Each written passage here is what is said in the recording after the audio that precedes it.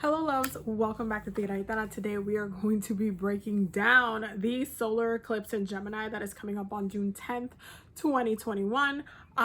So y'all can know how to best work with this energy. This eclipse is going to be something else, okay? I am going to be in Puerto Rico during this time. So I will try my best to share what I'm going to be doing over there with y'all. We'll see how that goes, but I will try my best to share with y'all. But this eclipse has a huge, it's definitely a lot. So let's do as we always do. Let's break down the planetary positions, and we're going to move into the aspects. We're going to talk a little bit about the spell guide, what I do recommend you all working with, as well as some of the cards that I pulled for this specific moon. So the sun will be in Gemini, moon in Gemini, Mercury in Gemini. So we do have a stellium in Gemini for the solar eclipse. We have Venus and Mars in Cancer, Mercury being in retrograde in Gemini, by the way. Jupiter in Pisces, Saturn in Aquarius in retrograde, Uranus in Taurus, Neptune in Pisces, and Pluto in Capricorn in retrograde. So we have 3 retrograde planets. Mercury, Saturn, and Pluto are all retrograde, and that is definitely significant as to what's happening. So definitely keep that in mind. So let's go over the energy a little bit. So the sun will be in a conjunction with the moon.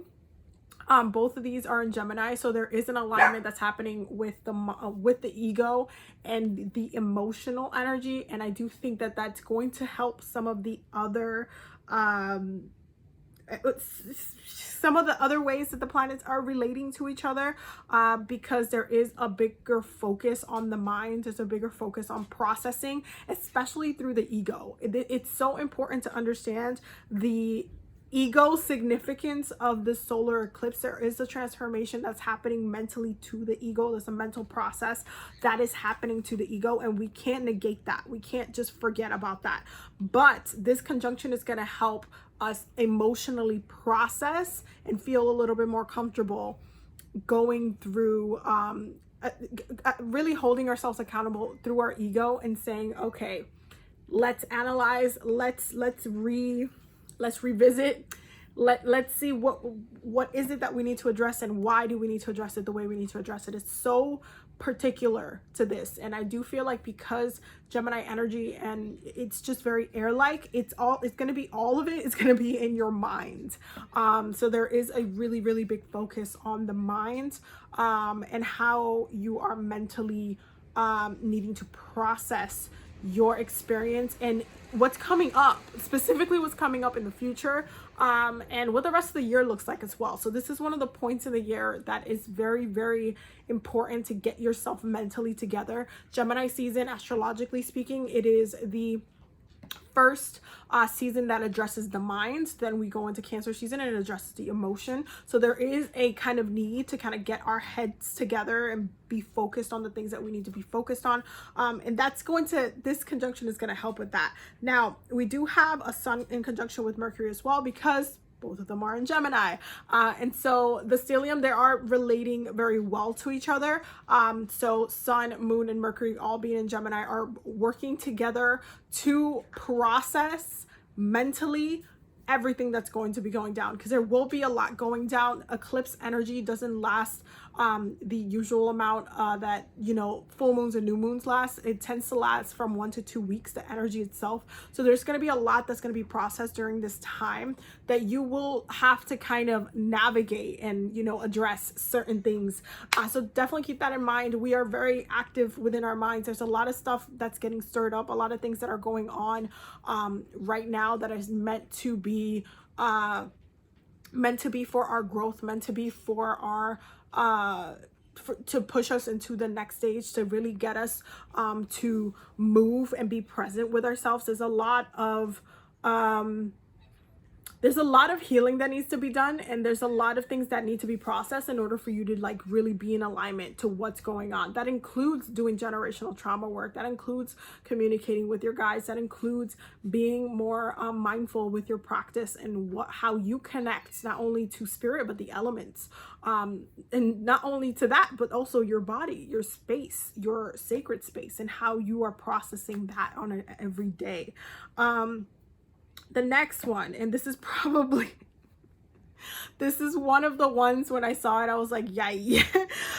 So the sun will be in a trine with Saturn. And this is where, okay, this is where we're going to definitely see, while yes, trines are very, very like the planets are definitely getting along. The thing about Saturn is that Saturn will do what Saturn will do best. And because Saturn is a planet of karma, time, restriction, foundation, no matter how he's relating to a planet, he will still make sure that his energy is, you know, not being watered down, and it's still being, it's a force to be reckoned with. Now, because it is the sun highlighting our ego, our inner child, our willpower, what we are doing for ourselves, because it is very much relating very well to Saturn, is in this beautiful trine. It's really kind of speaking to what, like, really holding our feet to the water energy, because Saturn is saying, okay, I'm looking at your ego, I'm analyzing, I'm looking at it, but are you sure this is who you want to be? Are you sure this is the foundation you want to have for yourself? Are you sure you're in alignment to what you said? Are you sure you can stand by that? Are you sure that this is something that you want for yourself, that this is something that you can live through, that you can thrive in? Are you sure that this mentality is letting you grow and letting you thrive and prosper? Or is it keeping you very stagnant and suffering because you haven't changed anything, because your ego is too comfortable? And so Saturn is going to be poking at the ego. It's going to be, you know, forcing us to reanalyze where we're at mentally with our actions, because Saturn is a very action-oriented planet. It is the planet that rules over time. What do you do in time? Right? You spend time, you do things in time. There are certain things that take a certain amount of time. When you're cooking, you have to let things cook for a certain amount of time. You have action in time. There's things that are moving through time. Saturn is not meant to be wasted. It's not meant to just be discarded or just kind of like not like misused. The reason why he also rules karma is because he's looking at how you spent your time, and based on how you spent your time, you will either have good karma or bad karma. And so there is a highlight on your mind, there's a highlight on your emotional energy, there's a highlight on what you need to process, and like your need to break things down into not only what makes sense, but also what needs to be changed, what needs to be altered, how you personally need to ascend and evolve within yourself. And so this trine right here, this is going to make you, like, especially with Gemini energy being the sign that's under the sun right now, because Gemini energy is very like childlike, like Gemini is the children of astrology. Saturn ages Gemini. Saturn says, okay, I need you to think for a second. I need you to stop playing around, and I need you to think for a second. I need you to actually have some sort of like a plan for this, because I don't want you to slip away and then waste yourself in time. Like, I don't want you to do that. I want to make sure that you can play and thrive. Yeah, be you, but thrive, but grow, but have a good foundation, but not worry about anything else.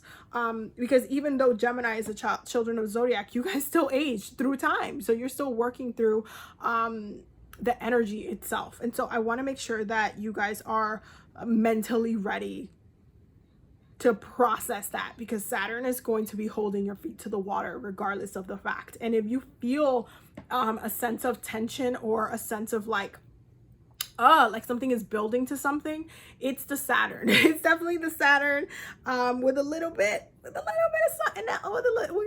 We're still talking about it, but definitely Saturn is kind of just like saying, okay, I can watch you play all day, but at one point you're going to have to go home. You're going to have to feed yourself. You're going to have to bathe. You're going to have a way to pay off certain things. You're going to, I want to make sure that you are okay so you can continue to play. It really comes down to that. And if you look at it in that perspective, instead of like beating up Saturn in your head and being like, oh, why I gotta be so like this and like that. If you look at it in a perspective of improving yourself through time, you'll be fine. Take it from a Capricorn. Do this like all day, every day. Now, the sun will also be in a square with Neptune. And I would like to highlight that Neptune is the planet that rules spirituality, creativity, illusions, the ocean, the water, okay? And when the ego is squaring the planet of illusions, okay, this is when, especially because the water, Neptune is it's what rules spirituality.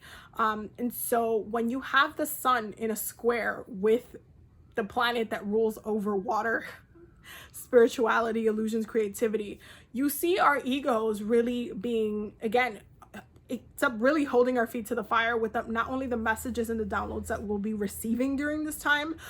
So there are definitely, don't expect sunshine and rainbows if you're pulling cards for the day. Like, granted, the first card that came out for the collective was the Tower. So don't expect sunshine and rainbows for, like, you know, as far as the messages of the guidance that you're seeking. It's not necessarily going to be like, you know, put on your best clothes and go here and it's just gonna be amazing. It's not, it doesn't necessarily look like that. I don't want you guys to think that that's what it is, because that's not what it is. I don't want you to fear this specific energy, but there is a focus on, it's almost like getting checked. Okay, so you know how when you, like, for those who work with tarot, like, they're, you know, tarot is very blunt. I mean, there are those who read tarot in a very, like, love and light kind of way, which is really frustrating because it negates a lot of the other aspects of the card and the meanings of the card, depending on, you know, what the reading is. But there is a sort of like telling you how it is, and that's exactly what's going on with the Sun square Neptune. It's like, you're going to be feeling it spiritually. If you're meditating for the eclipse itself, you will be exposed to truths that you weren't ready to hear. And because, again, the sun is in Gemini. Gemini is the messenger. Gemini is deeply, it's the embodiment of Mercury's energy and what Mercury does in a sign form. So it's a messenger. It's all about communication, the mind. Where do you think you're going to be getting messages from? Okay, because Gemini season is so much about communication, and it is a great time for road opening work, because that is what Mercury and Gemini is also very deeply connected to, especially when it comes to spell work, road opening work, clearing the way, any like uncrossing, unblocking work is just a really good time to do that work, especially during the solar eclipse. If you have been feeling like you have been standing in your way, this aspect, specifically Sun square Neptune, pushes you to use your spiritual practice to break through some of your ego's barriers that you have set up for yourself, in order for you to succeed and move on into the next thing. So there's definitely a lot that you can do. The best thing that I would, again, there is an alignment that's happening with our egos, with our emotions, with our minds, but we need to make sure that we are actually doing something about these reflections. Mercury is still in retrograde. We must reflect on the things that we need to change. It's all about looking at the past. How have we been stagnant? What do we need to move forward so we can be good to go? Okay, I want you guys to keep that clear in your heads. Now, the moon will be in conjunction with Mercury as well, because obviously they are both in Gemini. And so you will see how your moon, your mind and your emotions are both in a like a very balanced place, and a very as far as processing how you're feeling, processing the messages and the downloads. If you're getting a message and it's hitting you emotionally, or if you're getting a message and it's hitting you mentally, you're gonna feel it emotionally, and vice versa. Like, it's gonna resonate for us collectively on a personal level, but collectively that's gonna happen as well. And so there's going to be moments of just acknowledging of that information and our intuition, knowing that that is what the truth is within that moment. So I want you guys to make sure that you're aware of that as well. Now, the moon will also be in a trine with Saturn, and the moon will also be in a square with Neptune, and Mercury will also be in a square with Neptune. Okay, so there is still like aspects of what we are processing that is going to take us meeting it halfway, meeting our minds and our emotions, our water energy halfway. And so what I do recommend during this time for the solar eclipse is making sure that before you do any type of ritual of any type of sort, I do think that you should stick to the air and the water element if you're going to do any type of ritual. So definitely making sure you want to do a spiritual bath, but keeping your space, like the air flowing, like making sure there's a window that's popped open, making sure that she's so cute, making sure there's a window that's popped open, that there's fresh air coming in through your window, that there's not like, you're not like stuck in there, the air's just kind of like been sitting there for a while. Make sure you're working with the air element. Make sure you have some incense or some fragrance or something in the air. You can even have like a diffuser or something like that with any type of fragrance. It's not only going to help you relax mentally, but your emotions are also going to feed into the scent. And you know, you're going to be able to calibrate and relax a little bit and ease it a little bit into your practice. When it comes to the work that you need to do, okay, you need to pour your emotions into your petitions. And I do think that there should be a little bit more writing focused for this. And you know, if you wanted to do some scripting, if you want to do like, even this would also be a good time to do like a fire purification type of ritual, and just like, you know, burning and sending those petitions. This is a great time to set some newer intentions for yourself. So even like working with bay leaves, writing your petition or your wish on a bay leaf, that would be a very easy, simple kind of ritual that you can do for this eclipse. But it's just about connecting to the air element. It's just about making sure your head is clear. I would very much recommend doing a meditation specifically to connect to your mind, okay, to connect to the messages, to connect to spirit, to connect to anything that they want to say to you, anything that they want to reveal to you as far as guidance that's coming up. Or if you want to talk about a specific topic, do it that way. If you do not want to meditate, or if you don't have a strong meditation practice and you just started, you know, using your divination tools, then work with them in that way, get the messages in that way. But it's definitely going to be something where we need to make sure that we are reflecting in a spiritual way, that we are connecting and allowing spirit to deliver the messages through us. So make sure you're setting the kind of space, you're like cleansed, you're feeling good, you're relaxed. This is also a good time, I'm gonna say it, especially moon square Saturn, this is a good time to use, not that I necessarily want to like super promote this, but Neptune highlights substances. Anytime that because Neptune rules the subconscious mind, so anytime that you're in an altered state of mind, you are actually working with Neptune's energy. And so if you wanted to incorporate some, you know, substances into your ritual, you can absolutely do that. If you wanted to do your channeling through like smoking, you can absolutely do that.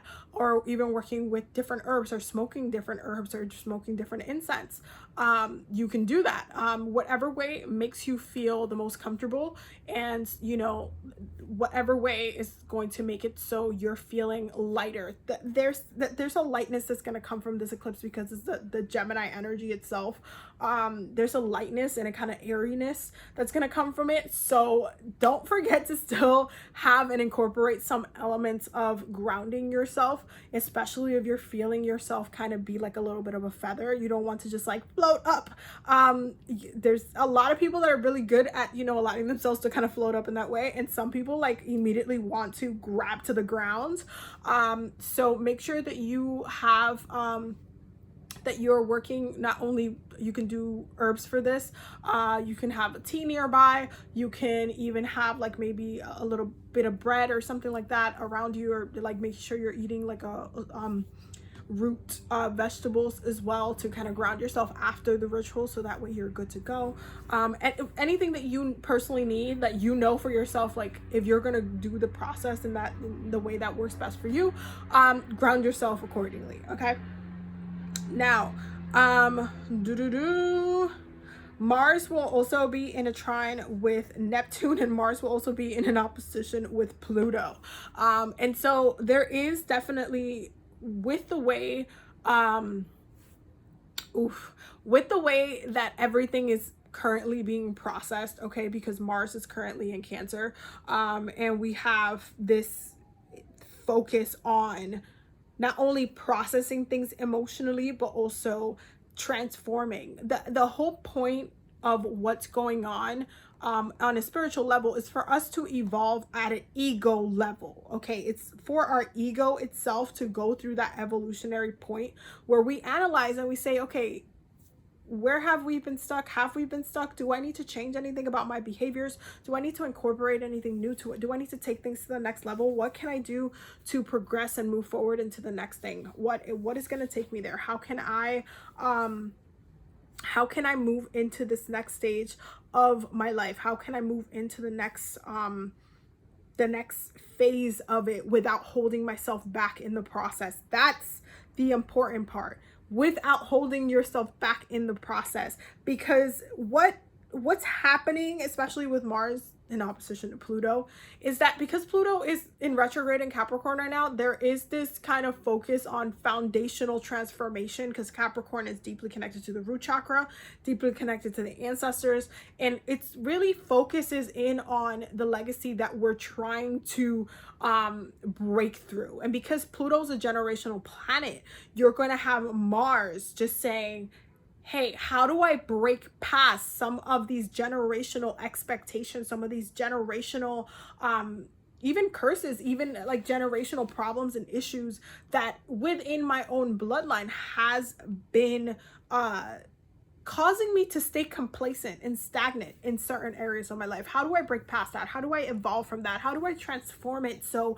I am breathing new life into the bloodline instead of creating that stagnation? There is this focus on acting, on pushing past and pushing through the challenges that we have for ourselves with these aspects. It's like it's really beautiful for, you know, creating action around the healing that we need to do, and creating success out of the stagnation that has been placed there for a really long time. Because trust and believe is not only just you that needs to do, you know, a lot of things. A lot of it comes from our bloodline. A lot of it comes from generational work that we personally have to do with our ancestors, and that takes a lot of work. And this is when that Mars trine Neptune comes in handy, because we get to act spiritually. Mars is all about action. It's all about coordinating a plan, creating a plan of how we are going to address what needs to be addressed, right? And so because Mars is all about action, and Neptune focuses so much on spirituality, creativity, the subconscious mind, it says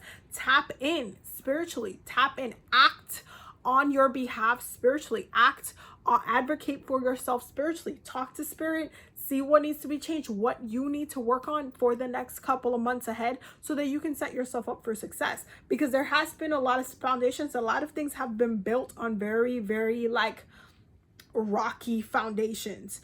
And now it's coming to the point where so many people are waking up to it that this eclipse is going to highlight so much of that. So let's take a look at the cards, because I do think that the cards are, listen, so we have the Tower, okay, then we have the 6 of Wands, then we have the 10 of Wands, okay, the 10 of Wands, and then lastly we have the Magician and the Judgment card. And you guys know, what do I say about the Judgment card?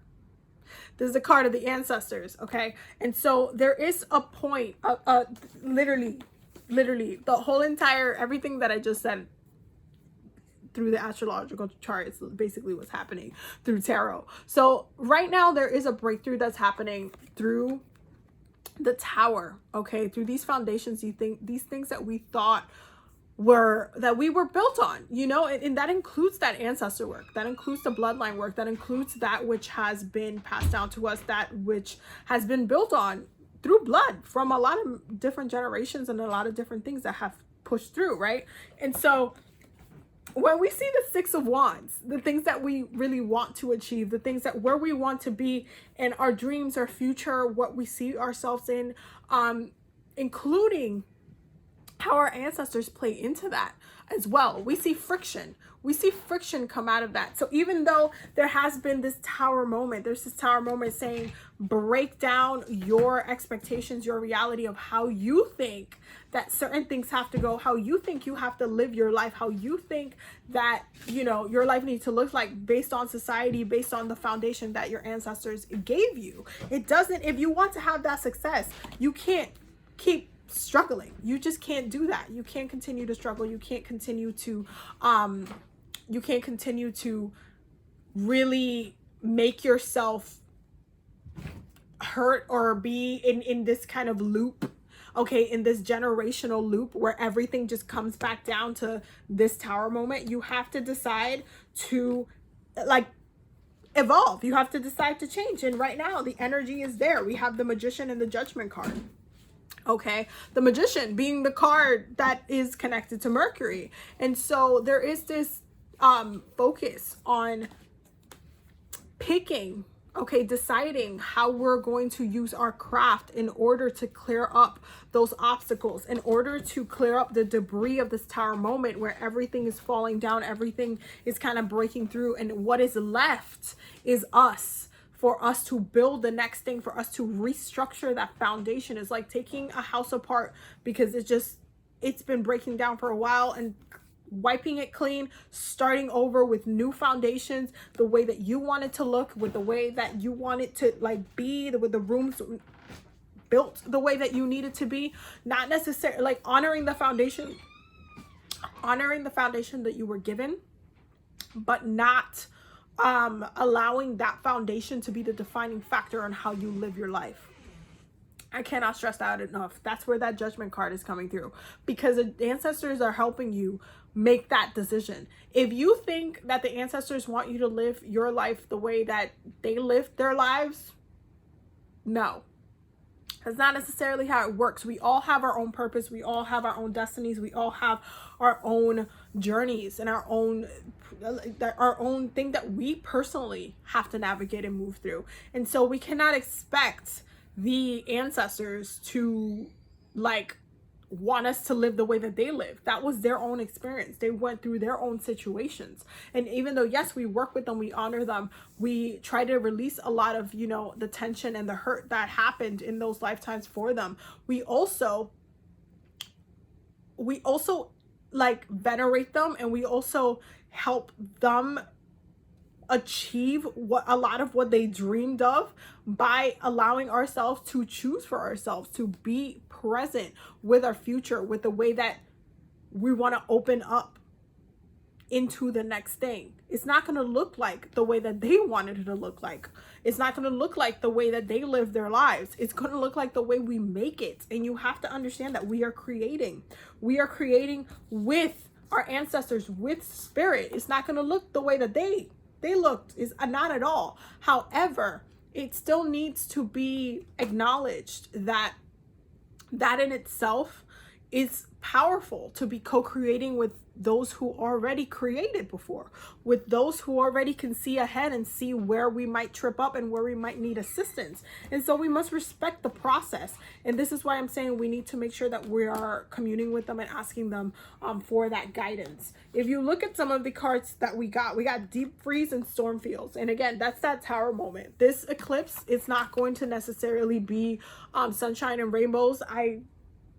I try to explain it to the best of my ability. I hope that y'all got the messages with that, but it's just not going to be no sunshine and rainbows. There is a breakdown that's happening. There's turbulence that's happening to shake you out of your comfort zone, of that stagnation, because stagnation can be a comfort zone. And I want y'all to make sure that you understand that stagnation can be a comfort zone. I don't want you guys to be comfortable being stagnant, because then you're looking at, you know, looking at this and wanting this and like, oh my God, but Abby, I just want to be successful. I just want to have everything together. I want, you know, my love life to look a certain way. I want to be happy. I want to reconnect with this. I want to just do all of these things. But then it's like, okay, and you find yourself struggling because of why are you still trying to live the same way as it was done in the past? It's not going to look exactly the same. You can still honor and work with 1000%, but it's not going to look the same way. And that's what I want you guys to focus on. It's not about, you know, doing everything the same. Is about following your path and honoring the process in the process. So if you've been feeling that kind of like heaviness, like everything is kind of, you know, frozen, everything is kind of stuck, understand that now you will be pushed into a whole entire storm. Okay, now from Archangel Michael we got 2 cards. Okay, the first one is, it's time to leave this unhealthy situation, and the prayer says, Archangel Michael, what parts of my life do I need to focus on more closely right now? Thank you for helping me hear your answers and for giving me the courage to make healthy changes in my life. Okay, and the next one is, you and your loved ones are safe, and the prayer goes, dear God and Archangel Michael, thank you for watching over me and my loved ones, and in parentheses it says name specific individuals. Please help me feel secure and at peace, and fill me with faith so that I may focus on my priorities and enjoy a healthful, happy life. Okay, those are the messages for this solar eclipse. I hope that was helpful. I hope that you guys got the messages that you needed. Like I said earlier, I will be in Puerto Rico during this eclipse, so I will try my hardest to connect with y'all. If not, it will be recorded later, and I'll try my best to share with you guys as I possibly can. But yeah, I'm just really excited to connect and be present, and I'm going to be doing a whole entire ritual over there. So yeah, I can't wait to kind of just be in the land and be with the ancestors. So yeah, I will definitely see you loves in the next video. Thank you so much for watching. Thank you so much for subscribing and supporting and all of the love.